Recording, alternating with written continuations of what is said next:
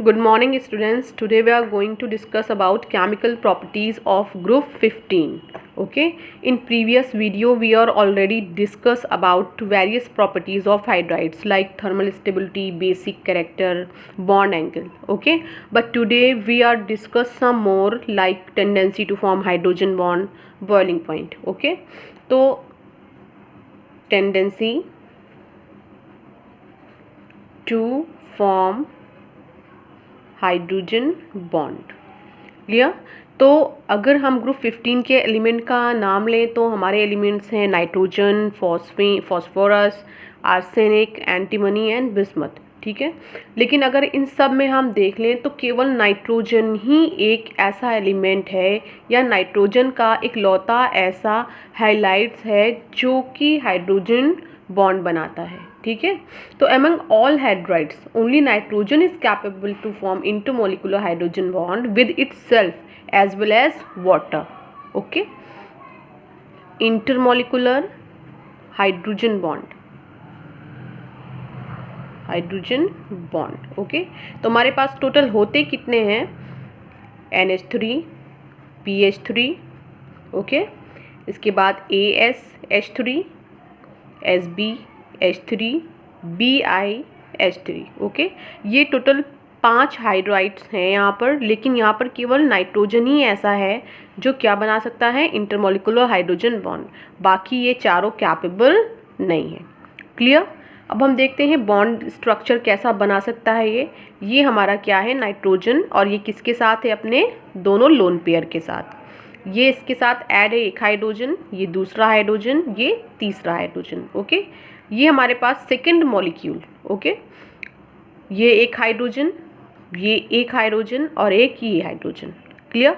अब आप देख रहे हो ये वाला नाइट्रोजन आपको पता ही है इलेक्ट्रोनेगेटिव है।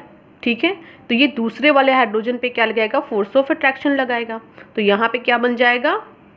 इंटरमोलिकुलर हाइड्रोजन बॉन्ड, जिसकी वजह से ये स्लाइटली नेगेटिव होगा और ये स्लाइटली पॉजिटिव होगा। क्लियर। तो यहाँ पे क्या दिख रहा है? Hydrogen bond with NH3। Okay, एक अमोनिया दूसरे अमोनिया के साथ हाइड्रोजन बॉन्ड बना रहा है। नेक्स्ट है हमारे पास, ये हमारे पास अमोनिया, ये एक हाइड्रोजन, ये एक है और ये एक। क्लियर। ये हमारे पास वाटर मॉलिक्यूल H2O। क्लियर। तो हमें पता है मोस्ट इलेक्ट्रोनेगेटिव स्लाइटली नेगेटिव हो जाएगा, और ये क्या बन जाएगा? हमारा हाइड्रोजन बॉन्ड। क्लियर। ये स्लाइटली पॉजिटिव और ऑक्सीजन इज आल्सो इलेक्ट्रोनेगेटिव। तो यहाँ पर जो हाइड्रोजन बॉन्ड हमें मिला है, जो अमोनिया ने बनाया है, वो किसके साथ बनाया है? वाटर के साथ बनाया है। क्लियर। अब हाइड्रोजन बॉन्ड पे अगर हमने बात कर ली है तो अब हम बात करेंगे बॉइलिंग पॉइंट पे, क्योंकि बॉइलिंग पॉइंट का कनेक्शन सीधा सीधा हाइड्रोजन बॉन्ड से होता है। क्लियर। तो यहाँ पर बच्चों आपने ये देख लिया कि जो आपका NH3 है, NH3 क्या बनाने में कैपेबल है? Intermolecular hydrogen bond. और कोई भी ऐसा कंपाउंड जो हाइड्रोजन बॉन्ड बनाता है उसका बॉइलिंग पॉइंट काफ़ी ज़्यादा होता है। क्लियर। तो यहाँ पर अगर अमोनिया का हम बॉइलिंग पॉइंट देखें तो कितना होता है? 237.5 ओके केल्विन। क्लियर। नेक्स्ट हम आ जाते हैं इन चारों के केस को स्टडी करते हैं, इन चारों का बॉइलिंग पॉइंट। तो ये तो आपने प्रीवियस वीडियो में ही पढ़ा हुआ है कि टॉप टू बॉटम जब आप मूव करते हो तो साइज़ क्या होता है? इंक्रीज होता है। क्लियर। टॉप टू बॉटम जाने पे साइज़ क्या हो जाता है? हमारा इंक्रीज होता जाता है। और हमें पता है कि वॉन्डर वॉल फोर्स यानी स्ट्रेंथ, लिख दे रही हूँ, strength of van der Waals force is directly proportional to size. Clear. जो हमारी वॉन्डर वॉल फोर्स है उसकी स्ट्रेंथ किस पे डिपेंड करती है? साइज पे। जैसे जैसे साइज बढ़ेगा वैसे वैसे वॉन्डर वॉल फोर्स भी बढ़ेगा। इट मीन्स जैसे जैसे साइज बढ़ेगा वॉन्डर वॉल फोर्स बढ़ेगा, तो ऑब्वियस सी बात है इसके ही डायरेक्ट प्रोपोर्शनल क्या है? Boiling point. तो साथ में क्या बढ़ेगा? बॉइलिंग पॉइंट भी बढ़ेगा। क्लियर।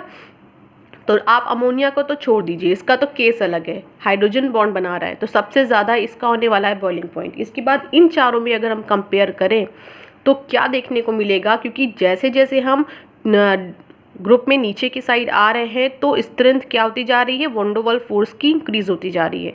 क्यों इंक्रीज होती जा रही है, क्योंकि साइज इंक्रीज होता जा रहा है। तो it means top to bottom अगर हम आएंगे तो बॉइलिंग पॉइंट भी हमारा क्या होगा, इंक्रीज होता जाएगा, अमोनिया को छोड़ दें।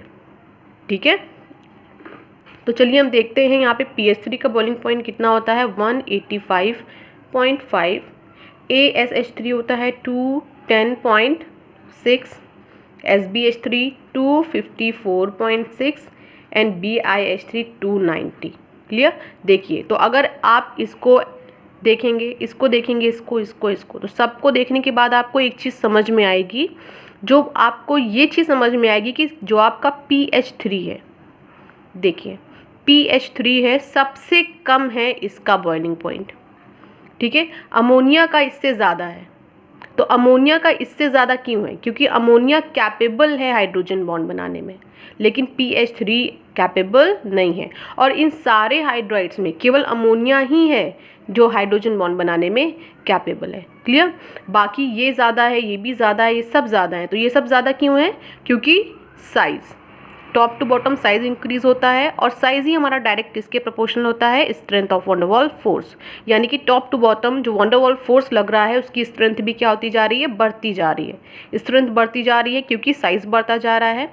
अब strength van der Waals force की बढ़ रही है तो ऑब्वियस सी बात है ये किसके डायरेक्टली प्रोपोर्शनल होता है, बॉइलिंग पॉइंट के। तो top to bottom boiling point भी हमारा इंक्रीज हो रहा है। क्लियर। तो स्टूडेंट्स, हमने हाइड्राइड्स को स्टडी कर लिया है, आज हम स्टडी करेंगे हाइलाइट्स को। Okay, clear. तो एक बात आप जान लीजिए कि हमारा जो ग्रुप 15 है ये दो टाइप के हाइलाइट्स बनाता है। एक तो होता है हमारा ट्राई हाइलाइट्स, ओके, जनरली जिसको आप बोलते हो MX3। दूसरा होता है पेंटा हाइलाइट्स, ओके, जिसको आप बोल सकते हो MX5। ये what is M, actually M क्या है, तो M इस फैमिली का कोई भी मेंबर हो सकता है। यहाँ पे नाइट्रोजन भी हो सकता है, फॉस्फोरस भी हो सकता है, आर्सेनिक भी हो सकता है, एंटीमनी भी हो सकता है, और बिस्मथ भी हो सकता है। क्लियर। तो चलिए हम देखते हैं इसके highlights, NPAS SB BI। Okay, तो ये जो सीरीज़ है वो MX3 की होगी और ये होगी MX5 की सीरीज़, यानी MX3 यानी ट्राई हाइलाइट्स और MX5 यानी पेंटा हाइलाइट्स। ओके, चलिए बना देते हैं। तो फर्स्ट ऑफ ऑल अब आपको पता है हैलोजन फैमिली के ही मेंबर होंगे जो हाइलाइट्स बनाएंगे। तो कौन कौन से हो सकते हैं, F हो सकता है, Cl हो सकता है, Br हो सकता है और I हो सकता है। क्लियर। तो सबसे पहले MX3 टाइप का कैसा में मिलने वाला है, NF3 मिल सकता है, NCl3 मिल सकता है, NBr मिल सकता है। लेकिन नाइट्रोजन के केस में पेंटा हाइलाइट्स हमें नहीं मिलते हैं। इसलिए नहीं मिलते हैं क्योंकि इसके पास वैकेंट डी ऑर्बिटल होता ही नहीं है। क्लियर। नेक्स्ट हम आते हैं, तो यहाँ में हमें PF3 मिल सकता है, PCl3 मिल सकता है, PBr3 मिल सकता है, PI3 मिल सकता है। क्लियर। यहाँ पे PF5 भी मिलेगा हमें, PCl5 भी मिलेगा, यहाँ पे PBr5 भी मिलेगा, PI5 भी मिलेगा। क्लियर। उसके बाद ASF3 भी मिलेगा, ASCl3 भी मिलेगा हमें, ASBr3 एंड ASI3 भी मिलेगा। इसके बाद F5 मिलता है और ASCl5 मिलता है। क्लियर। SBF3 मिलेगा हमें, SBCl3 भी मिलेगा और इसके बाद SBBr3 भी हमें मिलेगा एंड SBI3 भी हमें मिलेगा। क्लियर। यहाँ पे SBF5 मिलेगा, SBCl5 मिलेगा, ये एक्सेप्शन है, BIF5 मिलेगा, केवल एक ही मिलता है यहाँ पे। और बाकी यहाँ पे BIF3, BICl3, BIBr3 और BI3 भी हमें मिलेगा। क्लियर। लेकिन एक चीज़ आपने देखा होगा कि यहाँ पे मैंने Ni3 नहीं लिखा हुआ है। ऐसा इसलिए होता है कि अभी तक Ni3 की डिस्कवरी नहीं हुई है। ठीक है, तो ये अभी हमें मिला ही नहीं है, एग्जिस्ट अभी किया ही नहीं है ये। क्लियर। तो अगर हम ट्राई हैलाइड्स की बात करें तो ट्राई हैलाइड्स जो हमारे होते हैं यानी MX3, ये कैसी नेचर के होते हैं, कोवैलेंट नेचर के होते हैं। क्लियर। और इनका जो स्ट्रक्चर होता है वो पिरामिडल स्ट्रक्चर होता है। ठीक है, कैसा स्ट्रक्चर शो करते हैं, पिरामिडल, लाइक दिस। यहाँ पे सपोज कर लेते Cl है और ये है इसका लोन पेयर। क्लियर। तो हैलाइड एक्सेप्ट आप NF3 एंड BiF3, अगर आप इसे छोड़ दो, यानी मैंने किसको छोड़ने के लिए बोला है, NF3 एंड BiF3, अगर आप इससे छोड़ दो तो जितने भी है आपको ट्राई हैलाइड्स यहाँ पे दिख रहे हैं वो सब के सब बहुत ईजिली हाइड्रोलाइज हो जाते हैं। ठीक है, कुछ रिएक्शंस हम देख लेते हैं यहाँ पे। जैसे आपके पास NCl3 है तो आप इसको हाइड्रोलाइज करेंगे तो H2O, तो क्या मिलेगा हमें, अमोनिया। साथ में एक और चीज़ मिलेगी 3HOCl। ठीक है, इसका नाम है हाइपोक्लोरस एसिड। क्लियर। इसके अलावा अगर आप PCl3 को करेंगे तो आपको फॉस्फोरस एसिड मिलेगा, कर दे रही हूँ। PCl3 को हाइड्रोलाइज करेंगे वाटर की प्रेजेंस में तो आपको मिलेगा H3PO3 प्लस 3HCl। ये क्या है, फॉस्फोरस एसिड है। क्लियर। तो जो ट्राई हैलाइड्स होते हैं जिसमें जो फॉस्फोरस के ट्राई हैलाइड्स हैं, आर्सेनिक है और साथ में हमारे पास ये क्या है, एंटीमनी, तो इनके जो हैलाइड्स होते हैं वो लुईस एसिड की तरह बिहेव करते हैं। ठीक है, लुईस एसिड की तरह इसलिए बिहेव करते हैं क्योंकि इनके अंदर कैपेसिटी होती है लुईस बेस से रिएक्ट करने की। कुछ रिएक्शन देख लेते हैं, देखिए काफ़ी जनरल रिएक्शन है यहाँ पे।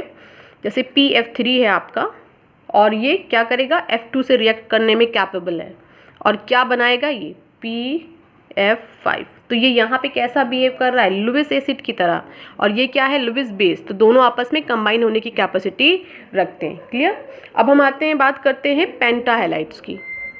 तो बच्चों अगर हम पेंटा हैलाइड यानी MX5 टाइप के हैलाइड की बात करें तो यहाँ पर जो सबसे ज़्यादा इम्पॉर्टेंट है PCl5 है। ओके, जितने भी पेंटा हैलाइड्स अभी आपने देखे थे पीछे उसमें सबसे ज़्यादा इम्पॉर्टेंट कौन होता है, PCl5। बट इसका ड्रॉबैक ये होता है कि ये सबसे ज़्यादा अनस्टेबल होता है। ठीक है, PCl5 को आप देखो थोड़ा सा भी हीट कर दो तो ये तुरंत किस में कन्वर्ट हो जाता है, ट्राई हैलाइड में, यानी PCl3 में। सबसे अनस्टेबल है ये। ठीक है, इसके अलावा अगर हम PCl5 के स्ट्रक्चर की बात कर लें तो एक्चुअली इसमें हाइब्रिडाइजेशन कैसा होगा, sp3d। ठीक है, हाइब्रिडाइजेशन होगा तो स्ट्रक्चर इसका कैसा बनेगा, ट्राइगोनल बाइपिरामिडल। Okay, clear. तो कुछ ऐसा स्ट्रक्चर आपको देखने को मिलेगा। ये फॉस्फोरस है, ठीक, एक क्लोरीन, ये दूसरा क्लोरीन होगा और ये तीसरा, एक क्लोरीन ऊपर एक नीचे। ठीक, तो कुछ ऐसा स्ट्रक्चर इसको देखने को आपको मिलेगा। अब नेक्स्ट हम आते हैं प्रिपरेशन मेथड, ऑक्साइड्स को स्टडी करते हैं। ओके, तो हाइड्राइड्स में जितने भी इंपॉर्टेंट पॉइंट्स थे वो हमने देख लिए हैं। अब हम बात करेंगे ऑक्साइड्स की। क्लियर। तो ऑक्साइड्स में हम डायरेक्ट देखते हैं प्रिपरेशन मेथड। ओके, तो प्रिपरेशन मेथड में सबसे फर्स्ट ऑफ ऑल अगर हमारे पास अमोनियम नाइट्राइट है, ओके, और इसको कुछ नहीं करना है, केवल हम हीट कर दें तो ये तुरंत ही डिकम्पोज हो जाएगा N2O में प्लस 2H2O में। क्लियर। ये क्या है हमारा, nitrous acid, nitrous acid. It means कि ये ऑक्साइड किसका है, नाइट्रोजन का ऑक्साइड हमें मिल गया। इसके अलावा आप नाइट्रोजन के और भी ऑक्साइड बना सकते हैं। एक रिएक्शन मैं आपको और दिखा रही हूँ, देखिए 2NaNO2 plus 2FeSO4 plus 3H2SO4। Clear. तो Fe2SO4 का whole thrice plus 2NaHSO4 plus 2H2O plus NO, ये एक और हमें नाइट्रोजन का ऑक्साइड मिल गया। इसको हम नाम देते हैं नाइट्रिक ऑक्साइड का। ठीक है, नाइट्रिक ऑक्साइड। और बच्चों अगर हम लोग ट्राई ऑक्साइड्स यानी ट्राई ऑक्साइड बनाना चाहें फास्फोरस का, आर्सेनिक का या फिर एंटीमनी का, तो हमें कुछ नहीं करना होगा। हमें फास्फोरस को, आर्सेनिक और एंटीमनी को डायरेक्ट एयर की प्रेजेंस में रिएक्ट करा देना है। ठीक है, देखिए रिएक्शन देखिए, P4 प्लस O2 हमें क्या मिल जाएगा, P4O6। इसको हम बैलेंस कर देते हैं। ठीक है, तो क्या मिल गया, फास्फोरस ट्राईऑक्साइड। ऐसा ही सेम केस आप आर्सेनिक के साथ भी कर सकते हो, 3O2। तो क्या मिल जाएगा, AS4O6 आर्सेनिक ट्राईऑक्साइड। क्लियर। अगर हमें फास्फोरस पेंटाऑक्साइड बनाना है तो हम क्या करेंगे, यहाँ पर ऑक्सीजन की क्वांटिटी को इंक्रीज कर देते हैं। देखिए P4, पहले हमने कितने मॉलिक्यूल्स लिए थे, 3 लिए थे, इस बारी हम कितने मॉलिक्यूल्स ले लेते हैं, 5। तो क्या बन जाएगा, P4H10। तो यहाँ पे क्या बन गया, फास्फोरस पेंटाऑक्साइड। ये क्या है, फास्फोरस ट्राईऑक्साइड। क्लियर। तो जो P4H10 है बेटा, इसकी एक ख़ास बात पता है क्या है, क्योंकि ये बहुत ज़्यादा ग्रेट एफिनिटी शो करता है वाटर के लिए। ठीक है, तो इसको हम लोग ऐसा डिहाइड्रेटिंग एजेंट भी यूज़ करते हैं। काफ़ी जगहों पे आपने देखा होगा फास्फोरस पेंटाऑक्साइड लिखा रहता है। क्यों रहता है, क्योंकि ये जो है अपनी एक ग्रेट एफिनिटी शो करता है, बहुत पावर होती है, बहुत अफेक्शन होता है इसका वाटर के लिए। क्लियर। अगर हम बात करें N2O की और साथ में NO की, तो ये दोनों ही ऑक्साइड कैसे हैं, न्यूट्रल हैं। क्लियर। इसके अलावा N2O को तो आप जानते ही हो, लॉफिंग गैस। ठीक है, ये लॉफिंग गैस के नाम से जानी जाती है। और बच्चों नेक्स्ट पॉइंट है हमारा, ऑक्साइड्स में ही जो ट्राईऑक्साइड्स होते हैं, ट्राईऑक्साइड किसका, नाइट्रोजन का यानी N2O3, फास्फोरस का P4O6 और आर्सेनिक का AS4O6। ये तीनों कैसे होते हैं, एसिडिक कैरेक्टर के होते हैं। ठीक है, बहुत सारी बुक्स में आपको मिलेगा कि जो ये है ये एम्फोटेरिक लिखा हुआ है। ठीक है, तो आप कंफ्यूज मत होना, बहुत सारी बुक में एसिडिक भी लिखा हुआ है। क्लियर। इसके बाद आपकी एनसीईआरटी में एक्चुअली इसको दिया हुआ है एम्फोटेरिक, तो आप टेंशन मत लेना। क्लियर। नेक्स्ट है हमारे पास ट्राईऑक्साइड्स ऑफ एंटीमनी। ओके, एंटीमनी के जो ट्राईऑक्साइड्स होते हैं, लिख दे रही हूँ Sb4O6, ये वाला ऑक्साइड्स कैसा होता है, एम्फोटेरिक होता है। क्लियर। लेकिन जो बिस्मथ का हमारे पास ऑक्साइड होता है यानी Bi2O3, ये किस नेचर का होता है, बेसिक नेचर का होता है। ठीक है, तो ये चीज़ आपको याद रखनी ज़रूरी है कि बिस्मथ का जो ट्राईऑक्साइड होता है ये बेसिक नेचर का होता है। ठीक है, तो जो हमारे पेंटाऑक्साइड्स होते हैं, पेंटाऑक्साइड्स हैं, इन पेंटाऑक्साइड का जो एसिडिक कैरेक्टर होता है, ठीक है, कौन सा कैरेक्टर, एसिडिक कैरेक्टर होता है, वो डाउन टू द ग्रुप जाने पर डिक्रीज होता है। ठीक है, यानी अगर हमारे पास N2O5 है, N2O5 से हम पहुँचे क्या हैं, Bi2O5 के पास, यानी यहाँ पर नाइट्रोजन रहा है तो इसके बाद फॉस्फोरस, फिर आर्सेनिक, फिर एंटीमनी। ठीक है, तो जितने भी आपके पास पेंटाऑक्साइड बनते हैं इस पर्टिकुलर ग्रुप में, तो आप इनके अगर एसिडिक कैरेक्टर को देखो तो डाउन टू द ग्रुप क्या होता है, डिक्रीज होता है। क्लियर। नेक्स्ट पॉइंट है, जो पेंटाऑक्साइड्स हमारे होते हैं, पेंटाऑक्साइड्स हैं, ठीक है, तो इन ऑक्साइड की जो स्टेबिलिटी होती है वो भी क्या होती है, डाउन टू द ग्रुप क्या होती है, डिक्रीज होती है। क्लियर। तो पेंटाऑक्साइड की स्टेबिलिटी भी ग्रुप में अगर आप टॉप टू बॉटम जा रहे हो तो डिक्रीज होगी, और पेंटाऑक्साइड का एसिडिक कैरेक्टर भी टॉप टू द बॉटम क्या होगा, डिक्रीज होगा। ओके, तो बच्चा हमारा हमें क्या समझ में आ रहा है, जो हमें मेन पॉइंट यहाँ पर याद रखना है वो क्या है, जो हमारे ट्राईऑक्साइड है N2O3 P4O6 के, ये किस नेचर के होते हैं, एसिडिक नेचर के होते हैं। AS4O6 आप कंफ्यूज ना हो, आप इसको भी रख लो किसमें, एम्फोटेरिक में, यहाँ पे कंफ्यूज हो जाएंगे आप लोग, एम्फोटेरिक नेचर के होते हैं। ट्राईऑक्साइड एंटीमनी का ले लीजिए और आर्सेनिक का, दोनों का कैसा होता है, एम्फोटेरिक होता है, लेकिन बिस्मथ का जो ट्राईऑक्साइड होता है वो बेसिक होता है। लेकिन आप इसको ध्यान रखिएगा, ये आपको जो आंसर दिया गया है ये एनसीईआरटी के अकॉर्डिंग दिया गया है, अदर बुक में ऐसा नहीं है। तो एनसीईआरटी के अकॉर्डिंग ही आपको पेपर भी देना है, तो आप इसको याद रखिएगा। क्लियर। अब हम अपना नेक्स्ट टॉपिक स्टार्ट करने जा रहे हैं, डायनाइट्रोजन। डायनाइट्रोजन कोई नया मॉलिक्यूल नहीं है, ना कोई नया कंपाउंड है, ये वही पुराना अपना N2 है। क्लियर। तो हम नाइट्रोजन को स्टडी करने जा रहे हैं, और फर्स्ट ऑफ ऑल हम देखेंगे मेथड ऑफ प्रिपरेशन। ओके, ऐसे कौन कौन से मेथड हैं जिनके थ्रू हम नाइट्रोजन बना सकते हैं। क्लियर। तो फर्स्ट मेथड होगा हमारा लेबोरेटरी मेथड। ठीक है, तो लेबोरेटरी में आप लेंगे अमोनियम क्लोराइड, ठीक है, सोडियम नाइट्राइट NaNO2, और इन दोनों को मिक्स करके आपको हीट कर देना है। क्लियर।